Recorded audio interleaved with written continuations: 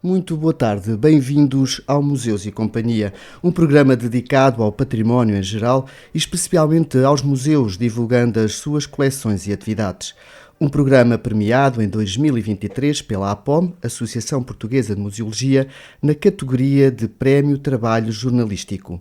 Hoje temos connosco Ana Paula Remédios, engenheira civil de formação, com um currículo invejável, cheio de projetos diversificados, assumindo-os com garra e resiliência quando neles acredita. Muitos desses projetos estão intimamente ligados ao património e aos museus. Vamos conhecer o seu percurso e sentido de dever cívico. O meu nome é Gonçalo Cardoso e relembramos que mensalmente convidamos os ouvintes a conhecerem o apaixonante mundo do património e dos museus. Já sabe, terceiro sábado de cada mês, a partir das 18, e depois, na segunda-feira seguinte, teremos a reposição do programa Museus e Companhia a partir das 13. Até já!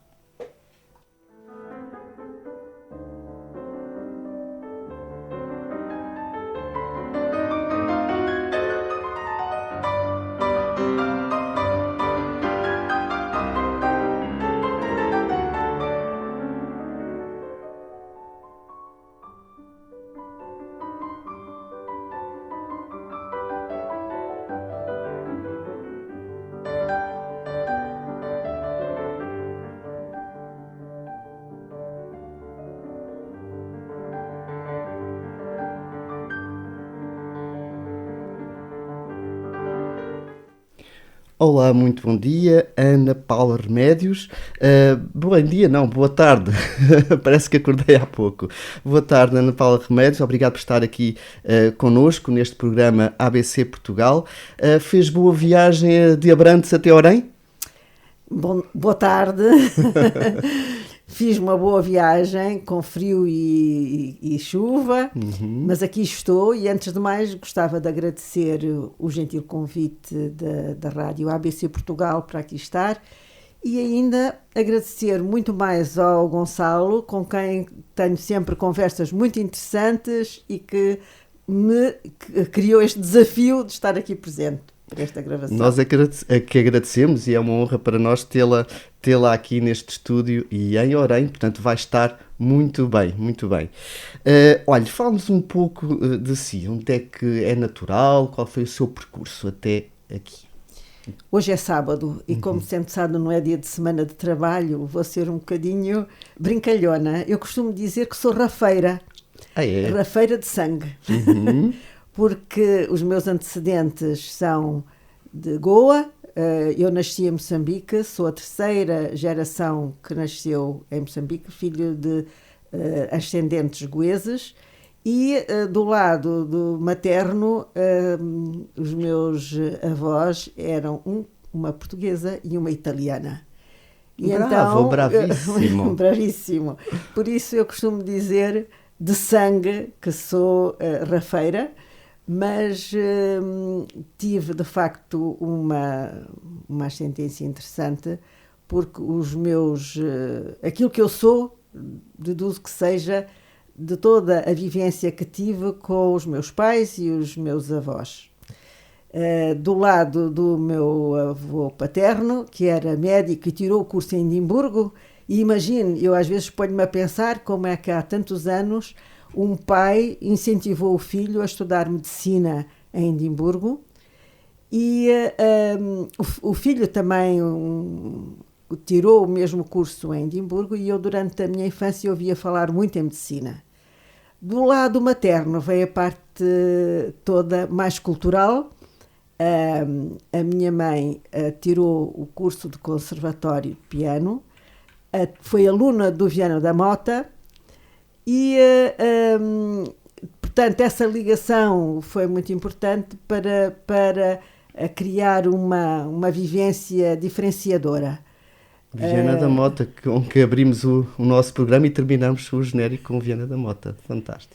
Do lado da minha mãe, o meu bisavô foi professor da Universidade de Coimbra. Hoje existe uma escola com o seu nome em Bragança.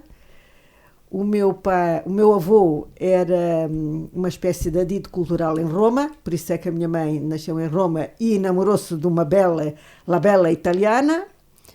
E todos os filhos que nasceram em Roma do meu avô tiveram o nome ligado a António, porque era na casa acoplada à igreja de Santo António dos Portugueses, em Roma, próximo da Via Navona. Recomendo todos os portugueses que vão a Roma irem ver a igreja, que é lindíssima. É uma joia do barroco, não é? Pois. E assim essa ligação de trás que nos foi passando fez quem eu sou. E não me esqueço também que o meu bisavô era um republicano convicto, e o meu avô, que também tinha ligações à política, sofreu com a situação de Salazar, e eu cresci com a minha mãe a dizer: tu nunca te metas na política. E eu cumpri. Lido com políticos, ou lidei com políticos, mas nunca quis ser política.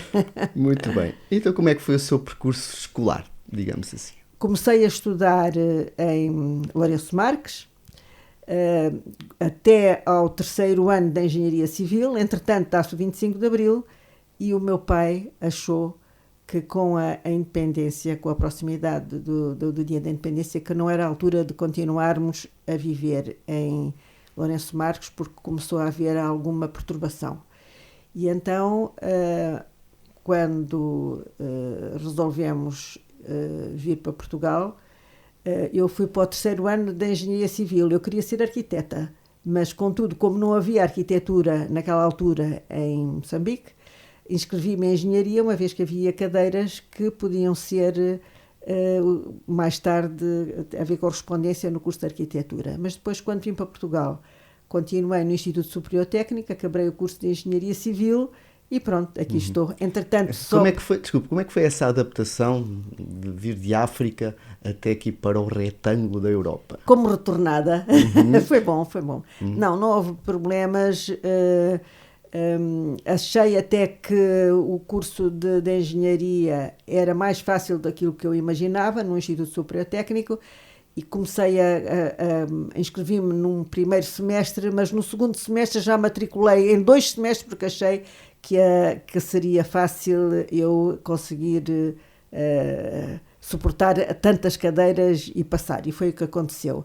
Claro que foi um período um bocado complicado, porque os meus pais não me podiam enviar qualquer tipo de mensalidade para a minha vivência. Entretanto, estive em casa de familiares e eu era muito reservada, e então lembro-me de muitas vezes condicionar até na comida. Se ia para o técnico, era capaz de...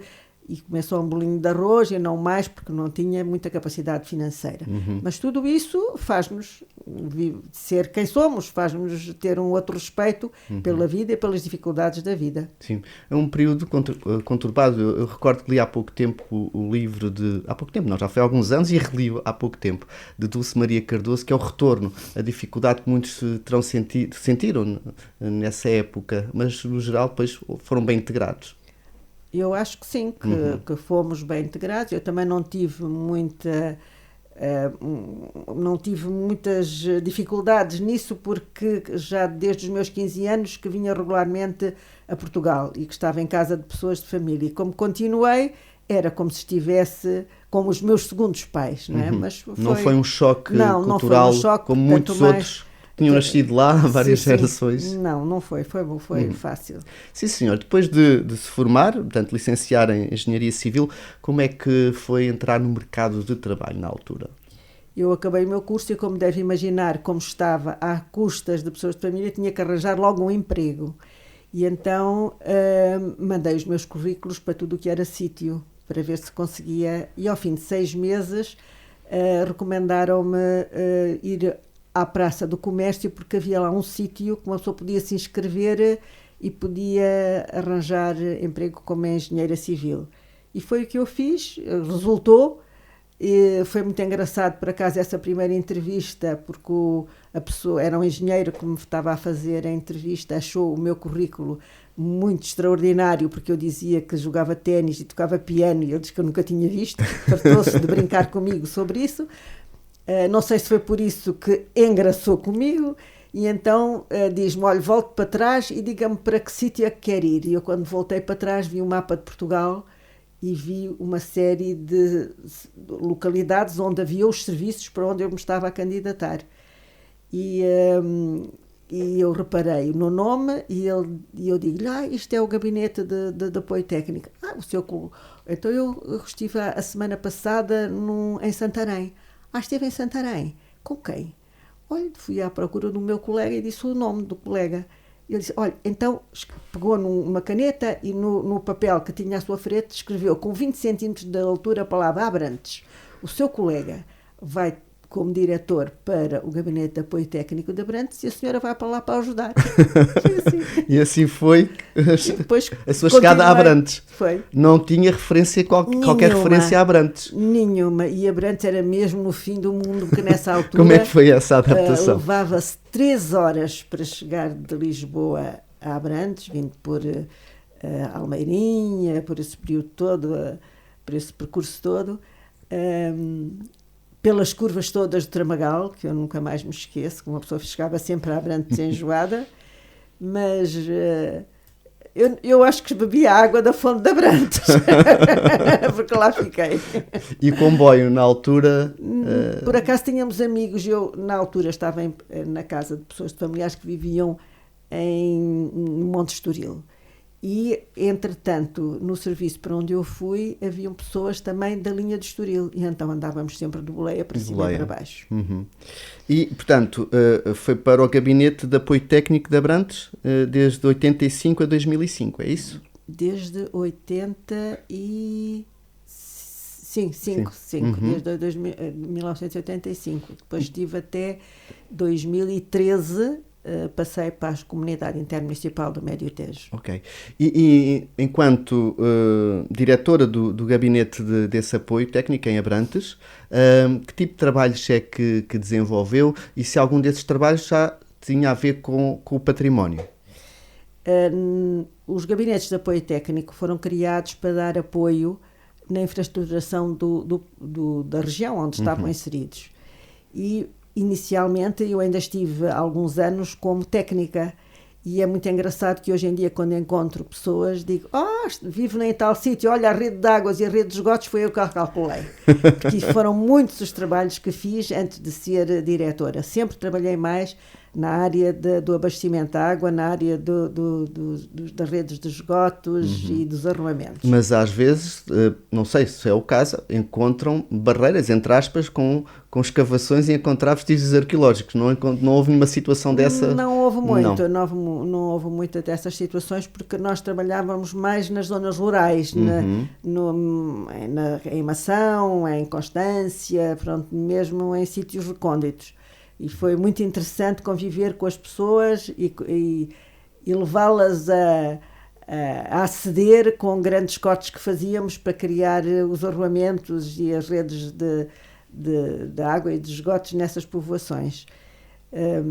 Foi sempre um trabalho muito interessante e hoje que me dá muito prazer quando me relembro de situações caricatas que às vezes aconteciam. Nunca mais me esqueço que quando eu ia para uma determinada povoação no norte de Mação, tinha que ir sempre vestida com roupa quase a cobrir-me todo o corpo, porque nessas povoações usavam... os animais andavam dentro das povoações e havia muitas moscas que picavam e criavam um prurido tão intenso que as senhoras diziam, e acho que as senhoras ainda se vestiam todas de preto e com os lenços e tudo assim, menina, venha cá, que eu lhe vou dar um bocadinho de vinagre e vai ver que isso passa. Saí lá a cheirar a vinagre. Bom, entretanto... o Gabinete de Apoio Técnico foi muito diferenciador em relação a outros serviços congêneros, porque os gabinetes de apoio técnico existiam ao longo de todo o país. E nós dedicámos-nos um pouco, e as autarquias sempre apoiaram as propostas que eu ia fazendo. Começámos a trabalhar em áreas muito diversificadas. Houve uma altura, chegámos a ter 15 especialidades de técnicos superiores dentro da própria estrutura. Conseguiu o Gabinete de Apoio Técnico fazer com que muitos técnicos se fixassem na região, porque passámos a ter geólogos, arquitetos paisagistas, historiador, Olha, uma experiência muito interessante, porque fizemos sempre de tudo um pouco e foi nessa altura que nós também diversificámos um bocadinho a nossa atividade, para além dos projetos da área da construção civil, dedicámos-nos a outras áreas. E dentro dessas áreas, falou agora em historiador, o mundo do património sempre lhe foi caro, sempre foi sensível ao património e aos museus, concretamente? Os museus só entraram no meu apoio na Comunidade Intermunicipal do Médio Tejo. Sim, que iremos falar mais à frente, sim. Mas no Gabinete de Apoio Técnico eu sempre fui apologista de que a cultura é um bem maior e que deve-se sempre apostar. E com a cultura consegue-se muito mais do que com a parte, se assim se pode dizer, só a parte técnica. E, portanto, tudo aquilo que tivesse a ver com a cultura, eu gostava de me intrometer e, por acaso, fui privilegiada porque os presidentes das câmaras, que na altura eram 6, com quem trabalhava, sempre apoiaram os projetos, também sempre consegui que houvesse financiamento para os mesmos, através das autarquias, claro, e isso foi bom porque conseguimos fazer muitas coisas, como criar a Rota dos Cântaros e Cantos, que tinha a ver com a beneficiação em todas as fontes que eventualmente haviam. Mas, desculpe, aí é já enquanto administradora executiva da comunidade? Não, ainda dentro do Gabinete de Apoio Técnico de Abrantes. Ok. A ver que nós, na altura, eram um dos poucos gabinetes de apoio técnico que se dedicaram a fazer outras coisas. Okay. Quer-nos falar um pouco sobre essa da Rota dos Cântaros, que é que consistiu? Cântaros e cantos, é isso? E cantos, porque eu sentia que na nossa zona não tínhamos, como por exemplo em Tomar, um monumento classificado como património. Tínhamos vários monumentos classificados, mas não com impacto para trazer ou criar um produto turístico. Certo. E então, teria que envolver esses 6 municípios, ou 5 municípios na altura.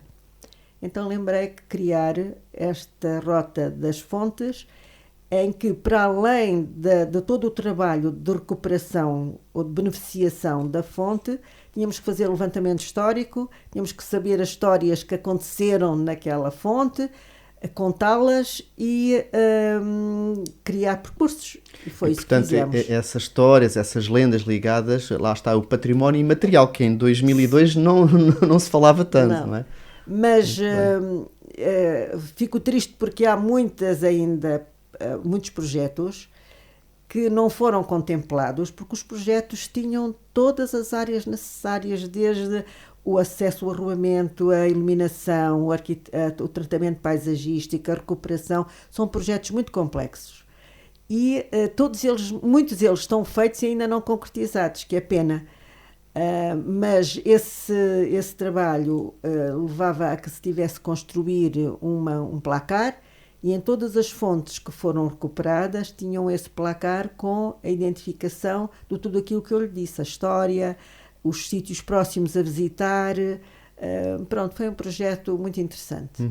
Vejo também aqui, mas isso foi um pouco antes, em 91, projeto Resoura, revalorização do espaço social rural. Sim, esse projeto, aquilo que foi mais significativo é que chegámos a fazer um levantamento de todos os artesãos, que foram 100 artesãos, ainda fizemos 100 artesãos na altura. Portanto, desculpe, isso engloba o município de Abrantes, mas mais... Constância, Gavião, Mação e Sardual.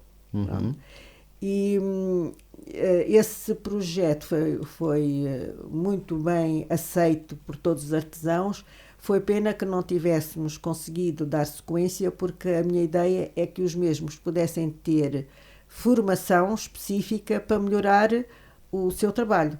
Mas, entretanto, os gabinetes de apoio técnico foram extintos e pronto, o trabalho não teve continuidade.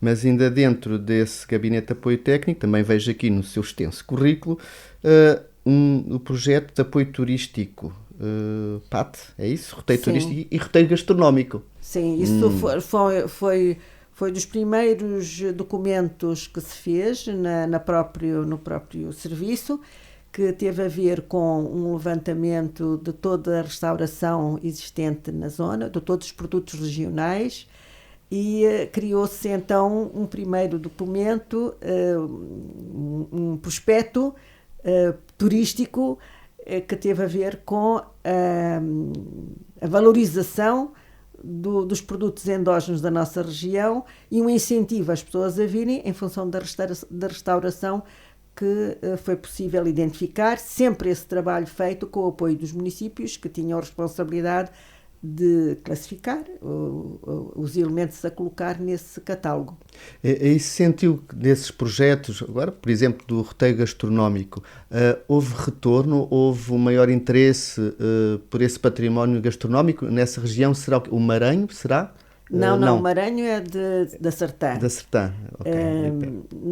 Nós identificámos a palha de Abrantes, as tisladas, identificámos broas que existem, que eu nem sabia que eram específicas também daquela região, os licores, os queijos, os enchidos. Pronto, foi possível identificar. Agora falei no Maranhão, lembrei-me Mação, que é mais para cima, podia ter também essa sim. ligação ao concelho vizinho. E da palha de Abrantes, que é famosa, não é? Claro. Se calhar vamos falar mais à frente sobre isso. Não é? Para além disso, como achávamos que era preciso também levar as pessoas a visitar, elaborámos um prospecto sobre as praias fluviais do Médio Tejo, desculpa lá, isso foi mais tarde.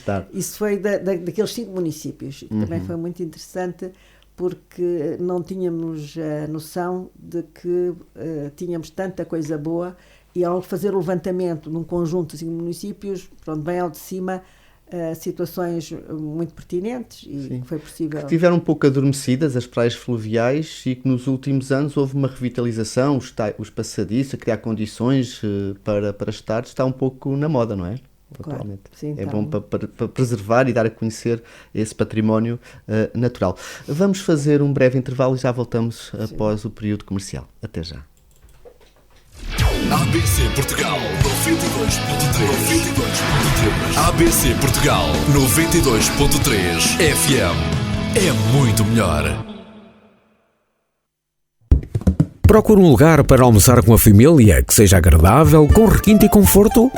Bem no coração da Vila Medieval de Orém encontra a Casa do Castelo. Venha conhecer o nosso espaço, deliciosos pratos, onde se combina produtos nobres e simples com o sabor do nosso chefe, que transforma cada prato numa experiência gastronómica inesquecível.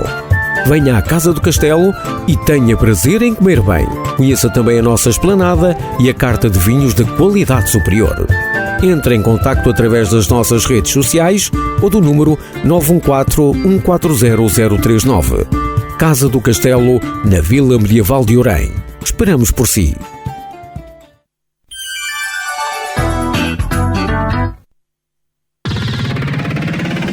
ABC Portugal 92.3 FM 92.3 é muito melhor.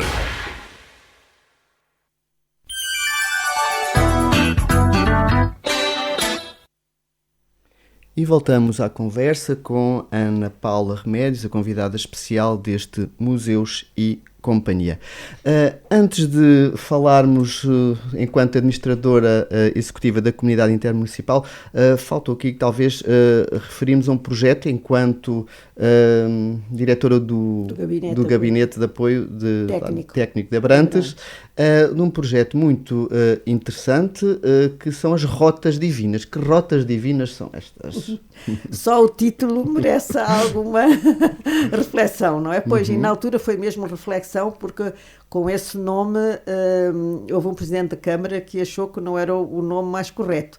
Mas quando foi possível, quando foi solicitado uma alteração, também chegou-se à conclusão que era difícil arranjar o outro nome, e as Rotas Divinas não são mais do que um levantamento de todas as igrejas desses 5 municípios que eram as mais interessantes, porque haviam imensas igrejas. Depois dessas igrejas, se não me recordo, na memória eu posso falhar, eram à volta de 62, era um número muito elevado. E depois quase que escolhemos umas 20, pronto. E que escolhemos em função das características que tinham e que tivessem um maior impacto para visitantes. Então fizemos um levantamento também histórico, elaborámos um prospecto. A ideia era que as pessoas pudessem vir à nossa região visitar, tal e qual como fazem os percursos pedestres, num percurso da Rota Divina, e tivessem a oportunidade de, quando entrassem na igreja, tirarem um pequenino prospecto em que teriam, resumidamente, algumas referências históricas para a pessoa saber o que é que estava a visitar. Esse projeto não teve o impacto que eu desejaria, tenho pena. E o facto de hoje falar-se muito num turismo religioso leva-me a lembrar que, de facto, podia-se criar na região do Médio Tejo o turismo religioso com uma rota pelas igrejas mais emblemáticas que nós temos.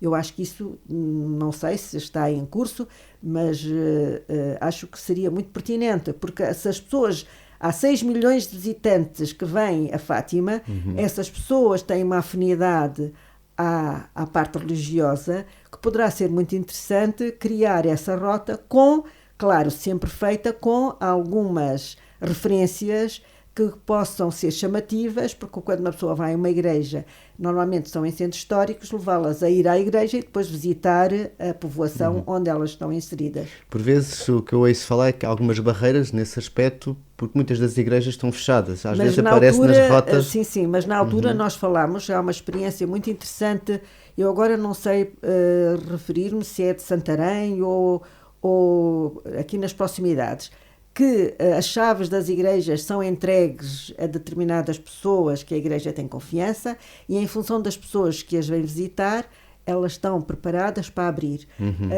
Também há uma experiência nesse aspecto na Rota do Românico, no norte, que também são as zeladoras da igreja, que têm a chave e que, por marcação prévia, elas poderão abrir. Sim. Pronto, dada as características da nossa região e com Fátima, acho que era um projeto mesmo a ser implementado.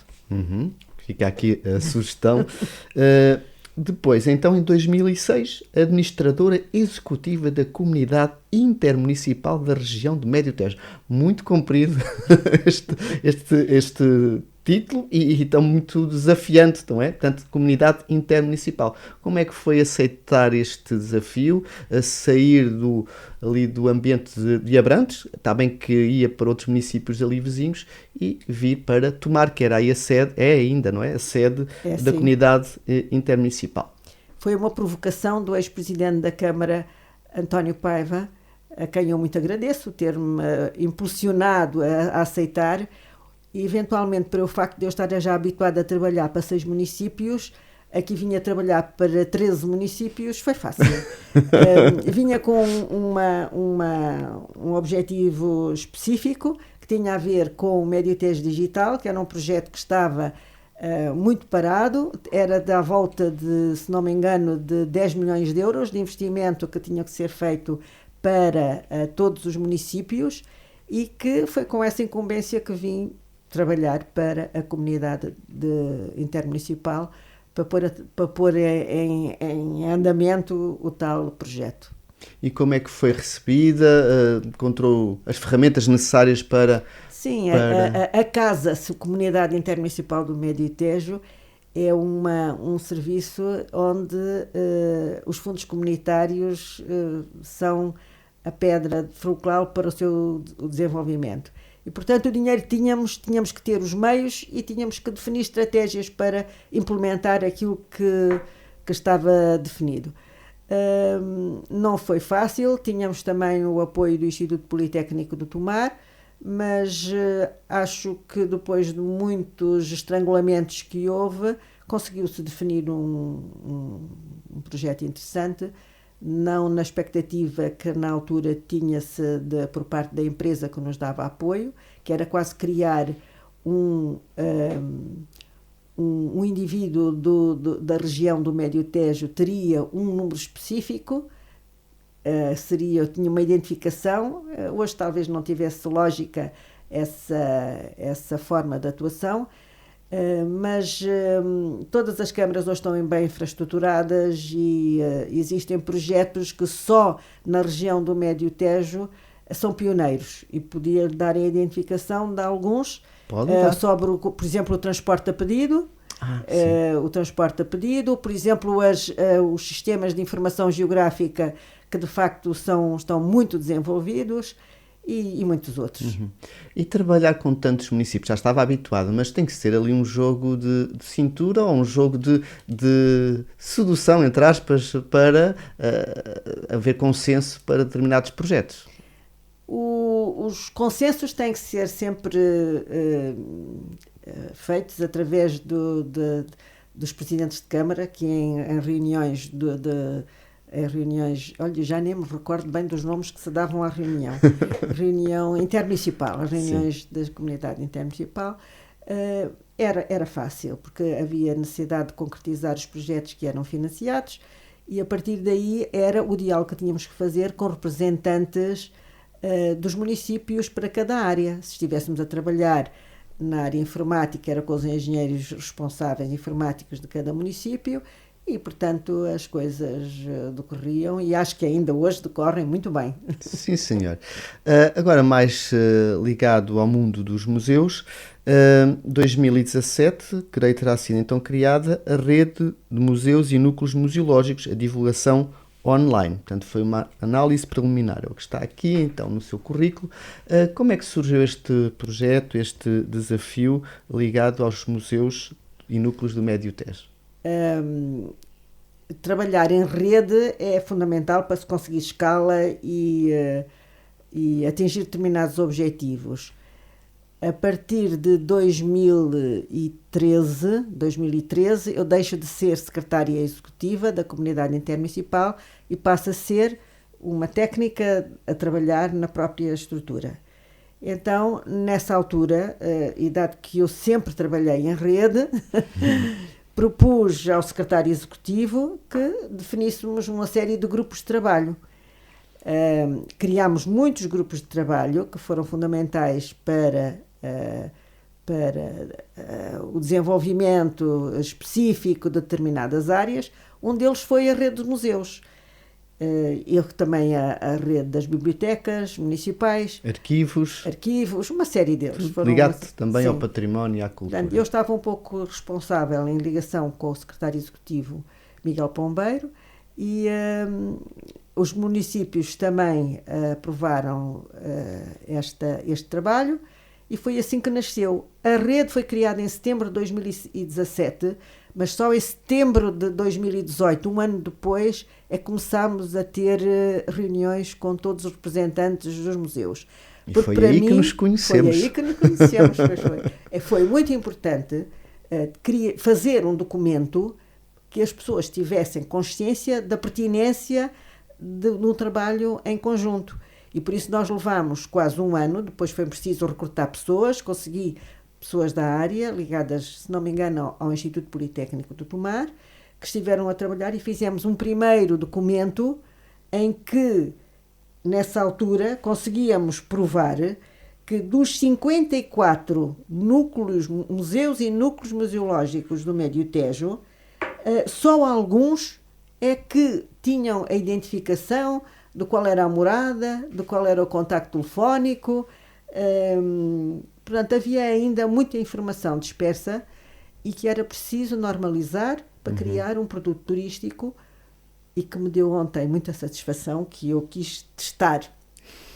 Se porventura as coisas tinham sido melhoradas ao longo destes 7 anos e de facto ontem fui à internet e fui pesquisar e já quase todos os museus têm a identificação da sua morada, do seu horário de funcionamento,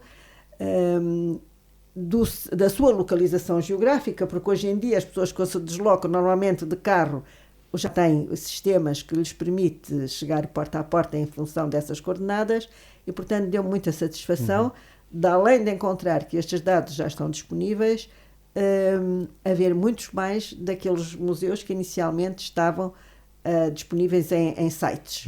Pois, porque de facto há espaços muito bons do ponto de vista museológico, mas depois há essa lacuna da comunicação, de estar visível, não é? Portanto, neste caso online, para as pessoas mais facilmente chegarem. E qual foi difícil chamar essas pessoas do mundo dos museus a concentrarem-se, a reunirem, a conhecerem-se em Tomar?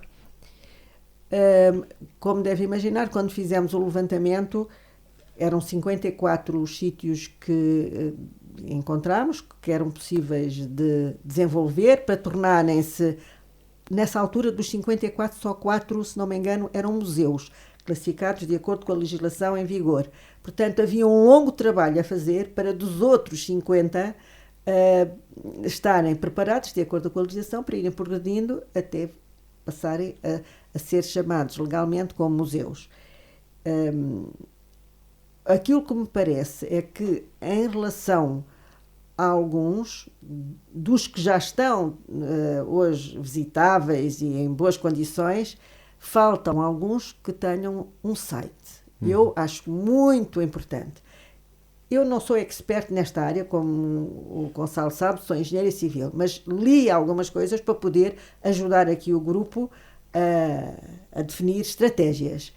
E li sempre que um site do museu é muito importante, porque a pessoa, ao ver as imagens, é uma situação apelativa para que depois vá visitar in loco. E não funciona ao contrário. Eu acho que ainda há esta dúvida de se eu tiver um site, as pessoas não vão ver. E ao contrário, funciona ao contrário. Pelo menos as pessoas da especialidade dizem isso, e eu tive a oportunidade de, em vários documentos, encontrar essa indicação. Acho que ainda se deverá trabalhar bastante, porque não encontrei isso em alguns museus do Médio Tejo. Mas acho que as coisas vão em bom caminho. Tenho contactado com a responsável hoje da rede de museus e, portanto, estava-me a esquecer de uma situação. Tendo-se levantado 54, era impossível ter reuniões com 54 pessoas. Então definimos que deveria haver uma escolha de entre cada município um representante, que era ou um técnico municipal ou de algum responsável do museu. Assim éramos 13 a conversar, e esse que fosse representativo daquele município e daqueles museus que pertenciam a esse município teriam que passar a palavra para os outros e definir estratégias em conjunto.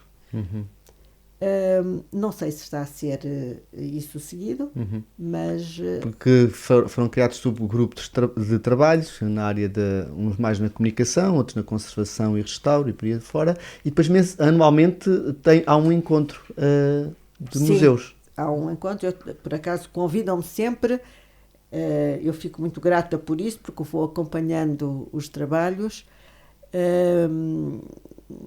Estive no último, mas de vez em quando é preciso criar um empurrão, criar ali. Eu, por exemplo, gostaria muito, tenho dito isso, ainda há pouco tempo tomei uma iniciativa que não me senti muito confortável, mas achei que devia enviar uma informação para a comunidade sobre o ponto de vista daquilo que eu achava que, dado que não deve haver muitas redes intermunicipais de museus a nível do país, das redes de bibliotecas eu sei que há, na rede de museus não sei se existirão, e a identificação desta rede era muito importante. E eu sempre imagino que, quando fossem classificados alguns núcleos museológicos ou museus, era importante as pessoas saberem que aquele museu faz parte de uma rede. E imagino sempre, posso estar errada, assim como eu vejo muito no estrangeiro, aquelas barras vermelhas em que dizem que é um museu, que houvesse uma identificação de uma faixa nos museus do Médio Tejo que identificassem que estivessem que estão dentro desta rede de museus do Médio Tejo. E, por outro lado, isso criaria um incentivo àqueles que não estivessem dentro da rede, porque era preciso definir as características para estarem dentro da rede, era um incentivo para caminharem, para terem essa identificação. Por outro lado, uma faixa é chamativa, eu acho que é chamativa. Uma faixa colorida que, por acaso, o logotipo da rede de museus do Médio Tejo é azul. Eu acho muito interessante. Imagino sempre algo especial nos museus do Médio Tejo. Vamos tendo essa esperança que promovam essa marca, digamos assim, dos museus do Médio Tejo. No presente, portanto, entretanto, é reformada da administração pública, certo? Sim. Foi fácil a quando da sua apresentação? Foi fácil, porque eu sou uma mulher de 7 ofícios, entre aspas. Gosto de Eu fazer acho de que são tudo um mais de pouco. 7 ofícios. Acho que temos que mudar aí a expressão. Se calhar são mais. Faço de tudo um pouco, não é? Ao princípio dediquei-me muito ao tratamento do meu jardim. Foi muito interessante. Vai sempre sendo adiado, porque há muitos outros compromissos, não é? E agora, já passaram uns anos, o jardim já está mais ou menos Ao seu gosto. ao meu gosto. Então agora estou na pintura, sempre pintei, desde miúda. E agora dedico-me mais também à pintura e dou apoio à Santa Casa da Misericórdia de Abrantes, como mesária e secretária. Temos que falar desse projeto. As semanas tenho que colaborar na elaboração da ata, que me leva sempre um tempinho. Ui, pois é, a ata é um bocado chato, que às vezes não ata nem desata. Aqui tem que desatar sempre. Mas tem de desatar. E há muitos anos na Santa Casa da Misericórdia, mas já há muitos anos, eu vi uma situação que foram expostos alguns bens culturais da Santa Casa da Misericórdia de Abrantes. E fiquei extremamente impressionada, porque dizia, então, mas estas coisas todas tão bonitas, estão em arcas e estão fechadas.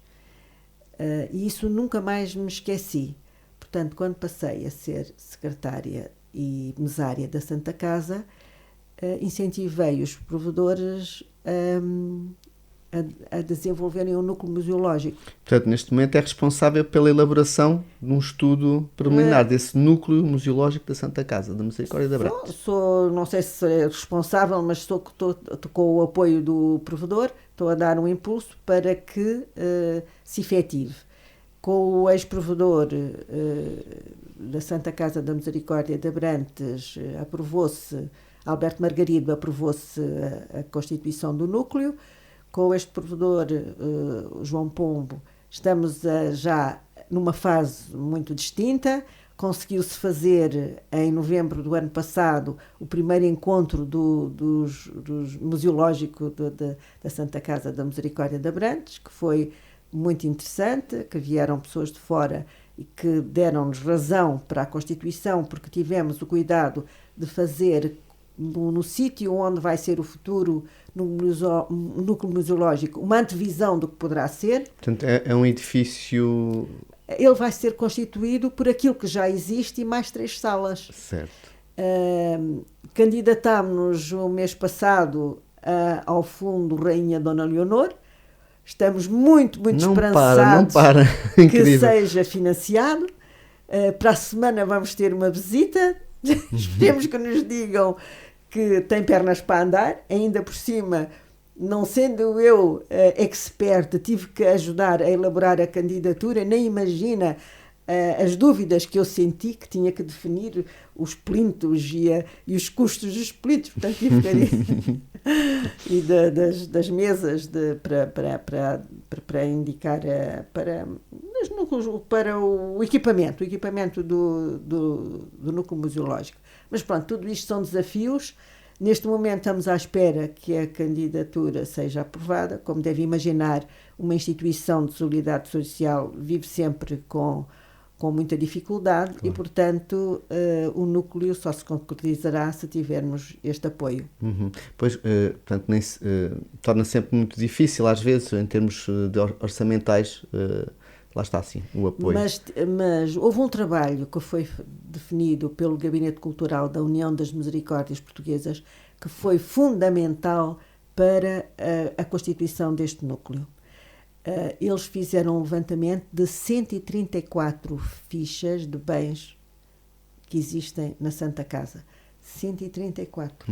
É muita coisa. Que tipo de bens é que conseguiram encontrar? Alfaias litúrgicas? Alfaias litúrgicas, há estatuetas, há crucifixos, há louças, há paramentos, muita coisa.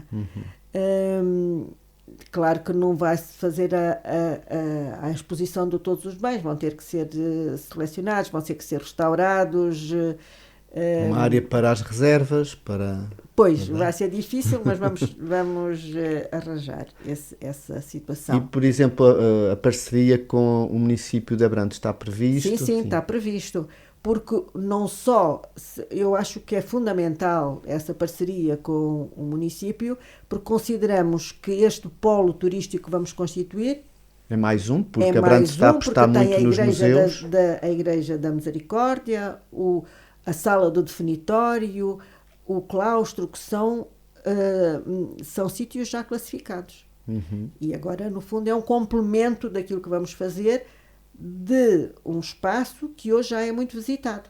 Uhum. Portanto, criar aí um percurso interno dentro do próprio edifício para ser visitável.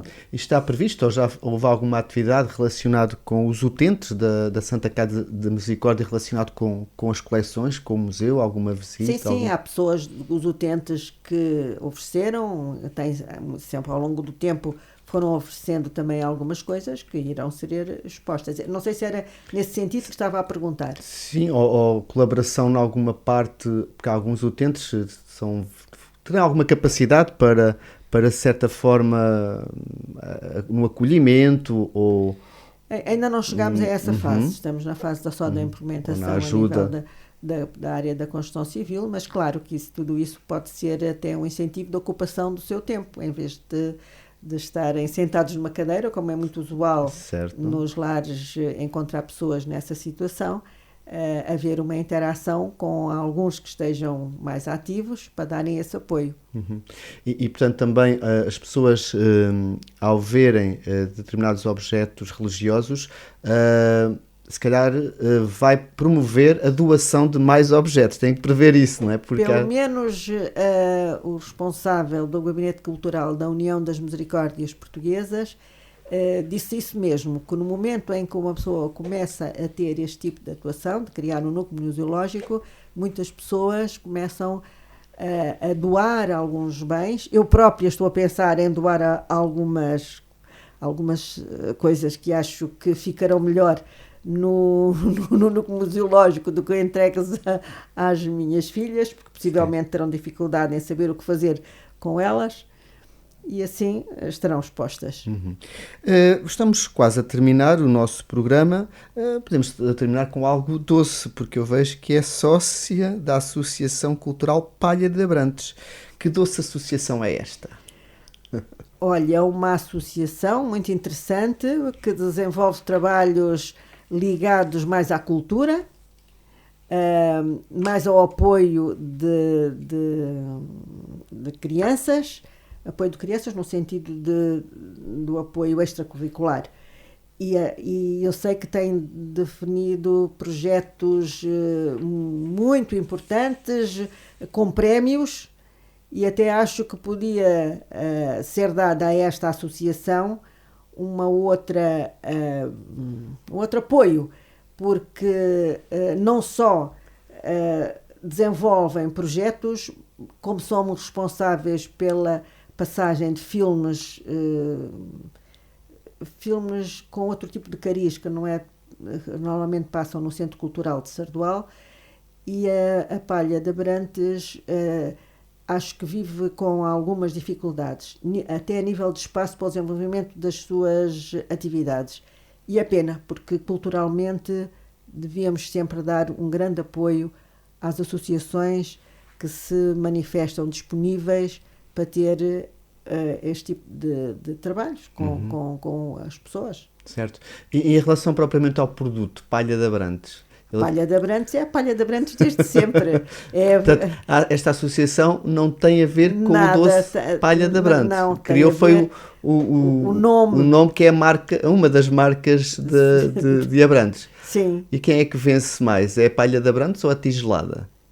O que é que acha? Eu acho que é a Palha de Abrantes, embora a tigelada também está, porque a tigelada defendida, como não só do Conselho de Abrantes, como do Conselho de Sardual, Conselho de Constância, todos remetem-se para serem os mais antigos na produção da tigelada. Portanto, eu acho que devemos dar um enfoque especial à palha de Abrantes. Muito bem, vamos então terminar com uma pergunta que faço habitualmente, é qual é o seu sonho para o mundo dos museus, daquilo que também tem trabalhado ao longo do seu percurso profissional, dos museus e do património?